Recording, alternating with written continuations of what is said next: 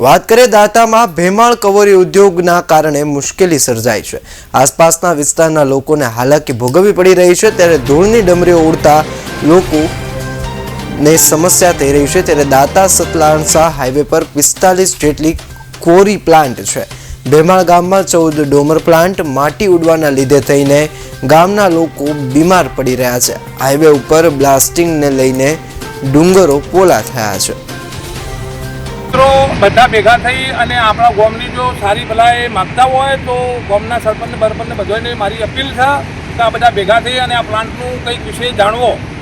અગર બધા ઊભા નહીં થાય તો આ કેન્સરના રોગ આ ચાલુ થયા છે અને પછી ભોગવવા પડશે, બરોબર। આપણી ઓલાદને ભોગવા આપણે તો 50-50 વર્ષ કાઢી દીધા, પણ પેલી પબ્લિક 15 વર્ષે કાઢવાના મુશ્કેલમાં નથી। હાલ ગામની અંદર 10-12 કેસ કેન્સરના પડેલા છે, તો તમે લોકો જાણ કરો સરકારી અધિકારીઓને અને બોલાવો અહીંયો કે આ લોકો આપણી કોઈ હોભળવા માગતા નથી, બરાબર। બે ફ્રામ બોલવું, બે ફ્રામ કરવું, ધુમ્મસ કેટલું થાય છે, લોકો અહીંયો આવીને જુઓ, કારણ કે કોઈ હોભળ છે તો આપણી વાત મોનેમાં આવશે ને કે આપણે આવવાવાળી પબ્લિક અણુબોમ્બ કરતાં બહુ ખતરનાક ચીજ સારી તો 7 કિલોમીટરના રેન્જના અંદર પ્લાન્ટ આવવા જોઈએ, એની જગ્યા પર રોડથી 7 કદમ નથી આ રહે અંદર, તો રોડવાળાને આ રહ્યું લોકો બધું બહુ સાચવી અને બધું ગામના આગેવાનોને ભેગા કરી અને બહુ હોભળો અને સરકારી અધિકારીઓને ખાસ કરીને કહેવામાં આવે છે કે આનો કોઈ ઉકેલ કરો।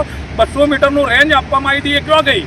200 મીટર સરકારી લોકો એવું કહેતા હતા કે 200 મીટરના અંદર બધા જતા રહેશે, ક્યાં ગયા બધા પબ્લિક? 200 કિલોમીટરના અંદર તો કોઈ સજ નહીં।